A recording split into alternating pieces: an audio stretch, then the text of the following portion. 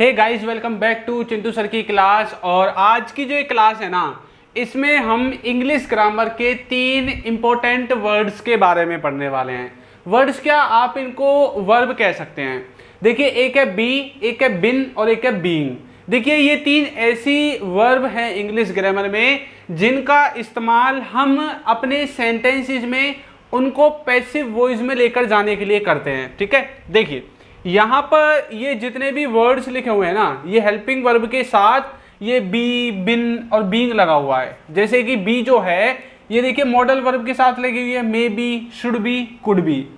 बिन जो है वो हेल्पिंग वर्ब के साथ है, has been, had been, have been, इस तरह से।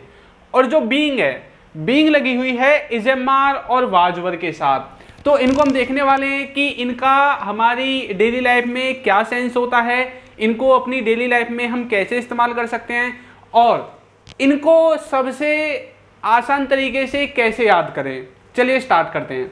तो सबसे पहले आपको एक बेसिक बात है जो याद रखने की है, वो ये है कि जब हम इनको आगे पढ़ेंगे तो ये जितनी भी वर्ब है ना, इन सब के साथ वर्ब की थर्ड फॉर्म यूज होगी। ऐसा क्यों है?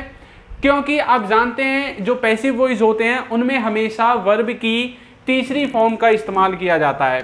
तो यहाँ पर भी इन सब में वर्ब की तीसरी फॉर्म ही इस्तेमाल होगी। ठीक है, और यहाँ से जो हैज़ है, इज है और वाज है, ये आपके कौन से सब्जेक्ट के साथ इस्तेमाल होने वाले हैं? ही, शी, इट और किसी भी व्यक्ति के नाम के साथ। इसके अलावा हैव, वर और आर जो बच गया है, ये आप ही, शी, इट के अलावा जो भी बच जाता है उनके साथ आप इनका इस्तेमाल कर सकते हैं। चलिए, तो सबसे पहले हम कोशिश करेंगे कि ये जो पैसिव वॉइस होता है ना, इसका रियल सेंस क्या है, इसको हम कैसे पहचानेंगे कि भैया ये सेंटेंस पैसिव वॉइस में है। देखिए, यहाँ पर आपको एक व्यक्ति दिख रहा है जिसको किसी ने एक घूंसा मार दिया। ठीक है, और घूंसा मारने की वजह से बेचारे के मुंह से देखिए खून आ गया और इसकी आंख भी सूज गई है। अच्छा, ये आपकी फर्स्ट कंडीशन है। ठीक है, इधर क्या हो रहा है, किसी ने मारा और इसको असर हो गया, इसका जो इसने पीटा है, इस पीटने का इसके मुंह पे दिख रहा है। ठीक है, अब क्या आपको ये पता है कि इसको पीट कौन रहा है? नहीं पता, सिर्फ आपको ये दिख रहा है जिस पर ये काम किया गया है। तो काम जिस पर किया जाता है या फिर जिस पर काम का असर पड़ता है उसको हम बोलते हैं ऑब्जेक्ट। तो ये हमारा कौन है? ऑब्जेक्ट, ना कि सब्जेक्ट। मान लो इसका नाम है राहुल, इसका नाम मान लो क्या है? राहुल है। तो हम कैसे बोलेंगे? हम बोलेंगे राहुल को पीटा जा रहा है, राहुल को पीटा जा रहा है, ऐसा ही तो बोलेंगे, क्योंकि हमें तो ये तो पता ही नहीं है भी इसको पीट कौन रहा है। तो हमने इसे ऑब्जेक्ट को उठाकर ही एक सेंटेंस बना दिया। तो यहाँ पर काम करने वाला राहुल नहीं है, राहुल पर काम किया गया है पीटने का। ठीक है, तो राहुल को पीटा जा रहा है, पीटने वाला तो देखिए कोई और है जो हमें दिख नहीं रहा। तो पैसिव वॉइस का मतलब है, कई बार ऐसा होता है कि जब आप सब्जेक्ट को छुपाना चाहते हैं या फिर जब आपको सब्जेक्ट के बारे में पता नहीं होता कि काम किसने किया है, लेकिन आप ऑब्जेक्ट को जानते हैं, तब आप क्या कर सकते हैं? अपने सेंटेंस को पैसिव वॉइस में बना सकते हैं इस तरह से। एक एग्जांपल तो ये हो गया। अब एक सबसे ज़्यादा कॉमन एग्जांपल है ये, मान लो ये है कोई लाइब्रेरी या फिर जहाँ पर किताबें वगैरह बिकती हैं, है ना, बुक सेलर स्टोर जो होता है।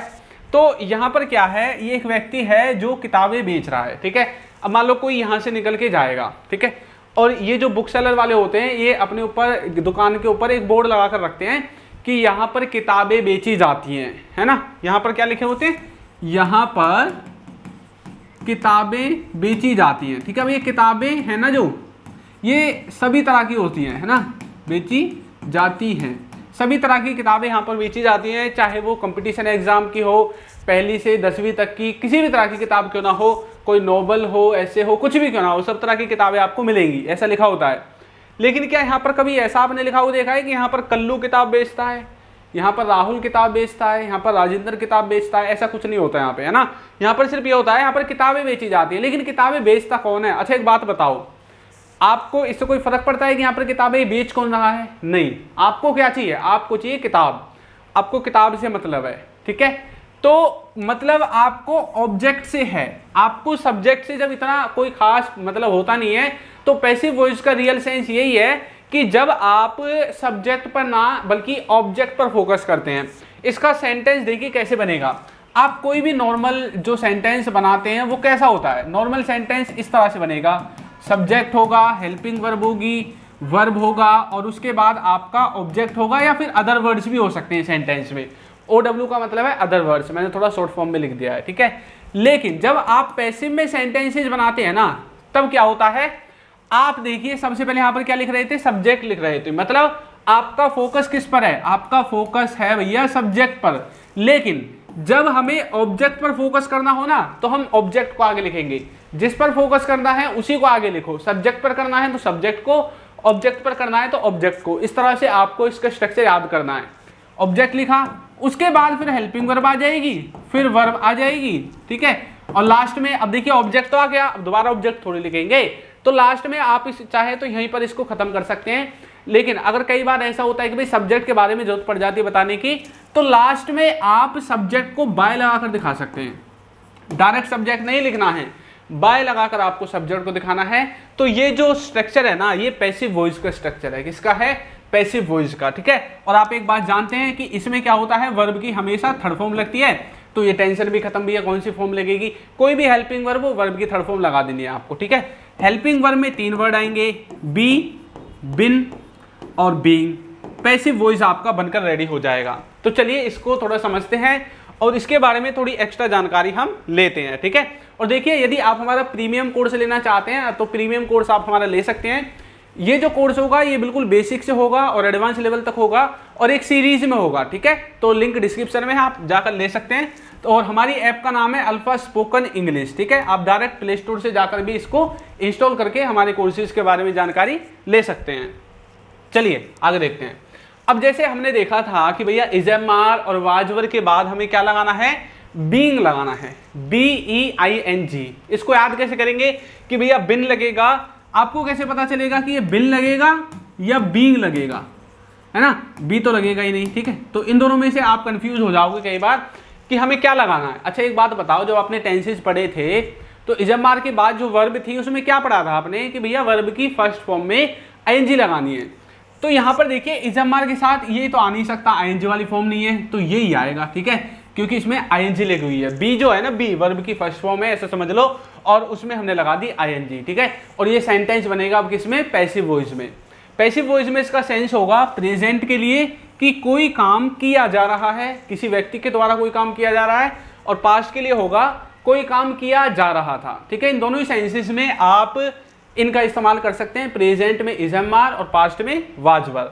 सेंटेंस को बनाने का फॉर्मूला तो मैंने आपको पहले ही सिखा दिया कि सेंटेंस को कैसे बनाना है, ठीक है। ऑब्जेक्ट, हेल्पिंग वर्ब, और हेल्पिंग वर्ब हमारी क्या है, इज़ेमार और वाजवर है। इनके बाद बीइंग लगाना है, वर्ब की थर्ड फॉर्म, और फिर आपको अदर वर्ड्स लिखने हैं। देखिए कैसे, जैसे कि दूध बेचा जा रहा है। अच्छा यहाँ पर दूध के बारे में बात की गई है कि भैया दूध को बेचा जा रहा है, लेकिन दूध को बेच कौन रहा है ये नहीं बताया गया। सिर्फ ये बताया गया जैसे उसे पीटा जा रहा है ना, मैंने पीछे बताया था ना एग्जाम्पल, लेकिन ये नहीं बताया गया पीट कौन रहा है। तो मतलब दूध बेचा जा रहा है। अब ये दूध को कोई भी बेचे, हमें क्या फर्क पड़ता है, कल्लू हो, मोहन हो, रामू हो, कोई भी हो, ठीक है, हमें तो दूध से मतलब है। कैसे बोलेंगे, the milk is being sold. Sentence किस में बन गया, पैसिव वॉइस में बन गया, क्योंकि काम को जो करने वाला है ना उसके बारे में हमें जानकारी नहीं है। कमरे साफ किए जा रहे हैं, कौन कर रहा है कमरों को साफ, नहीं पता, सिर्फ ऑब्जेक्ट पर फोकस कर दिया है ना, काम बता करके ऑब्जेक्ट पर फोकस कर दिया। कमरे साफ किए जा रहे हैं, टेबल साफ की जा रही है ना, तो कैसे बोलेंगे, the rooms are being cleaned, ठीक है, इस तरह से आप बनाओगे।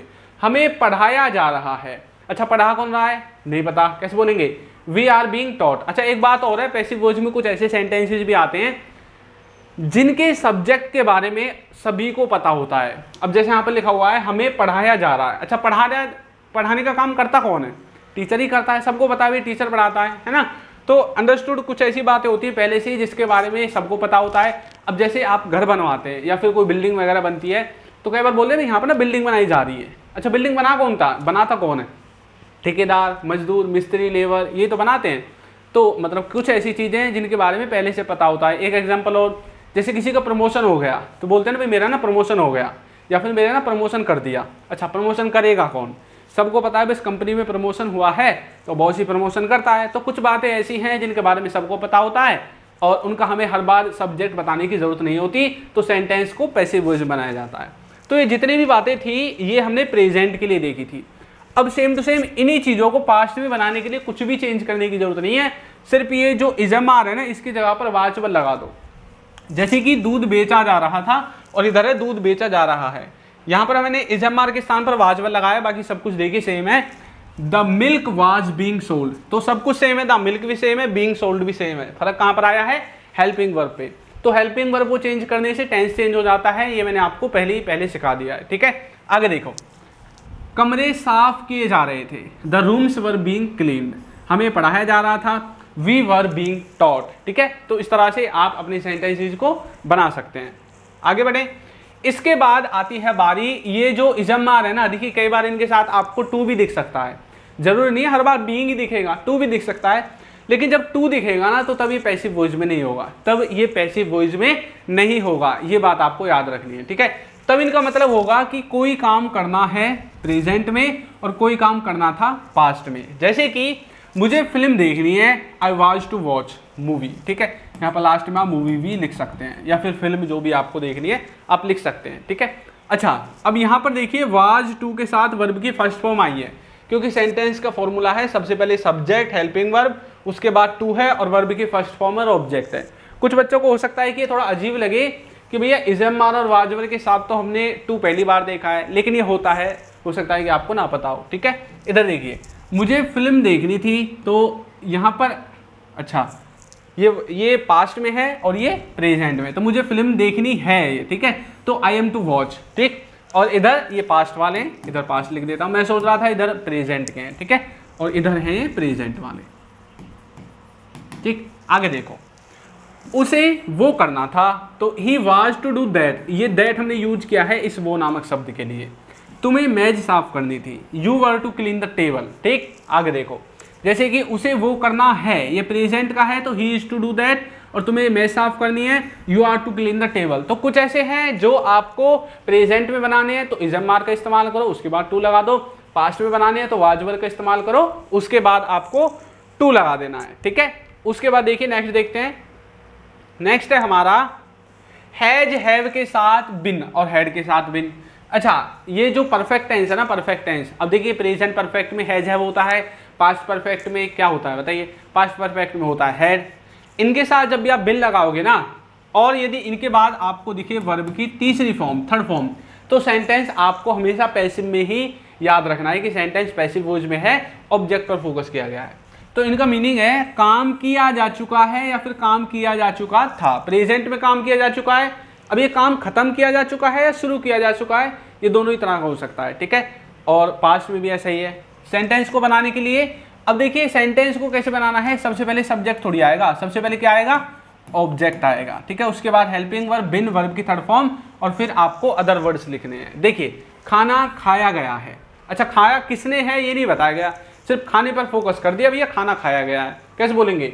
Food has been eaten. ठीक है, उसको पीटा गया है तो उसको है, या फिर उनको लिख दो इसको। ठीक है, उनको पीटा गया है, दे हैव बीन बीटन। ठीक है, फुटबॉल खेला गया है, football has been played.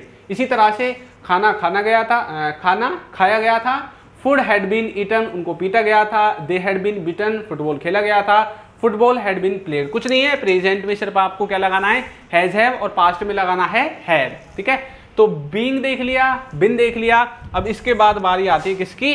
B की। तो देखिए मॉडल वर्ब के साथ ना ये बी का हम ज्यादातर इस्तेमाल करते हैं इनको पैसिव वॉइस में लेकर जाने के लिए। अब जैसे पहला है हमारा कैन बी। अब कैन बी का मतलब है कोई काम किया जा सकता है यदि हम इसको पैसिव वॉइस में लेकर जाएंगे। और इधर लिखा हुआ है शुड बी। शुड बी का मतलब है काम किया जाना चाहिए। ठीक है, सेंटेंस को बनाने का फॉर्मूला दोनों तरफ लिखा हुआ है। जैसे कि उसे बताया जा सकता था, अब उसे बताएगा कौन ये नहीं बताया गया, सिर्फ ये बोल दिया तो भाई उसे बताया जा सकता था, बताया क्यों नहीं है ना, तो कौन बताएगा ये तो बताओ, पैसिव वॉइस में बोला है। तो ही कैन बी टोल्ड, यह किया जा सकता है। इट कैन बी डन, हमें पूछा जा सकता है। तो वी कैन या मे दोनों में से किसी का इस्तेमाल कर दो। बी आस्क्ड, जरूरी नहीं है मैंने इसमें कैन इस्तेमाल किया है तो कैन ही लगाना है। मॉडल वर्ब एक ऐसा टॉपिक है इंग्लिश ग्रामर में, आप कैन के स्थान पर मे लगा दो, माइट लगा दो, कोई दिक्कत नहीं है, सिर्फ थोड़ा लेवल ऊपर नीचे हो जाएगा पॉसिबिलिटी का, किसी काम को होने की संभावना जो है वो थोड़ी ऊपर नीचे हो जाएगी। ठीक है, इधर है उसे पढ़ाया जाना चाहिए, तो ही शुड बी टॉट, उनको पकड़े जाना चाहिए, दे शुड बी कॉट। ठीक है, और हमें पूछा जाना चाहिए तो वी शुड बी आस्क्ड।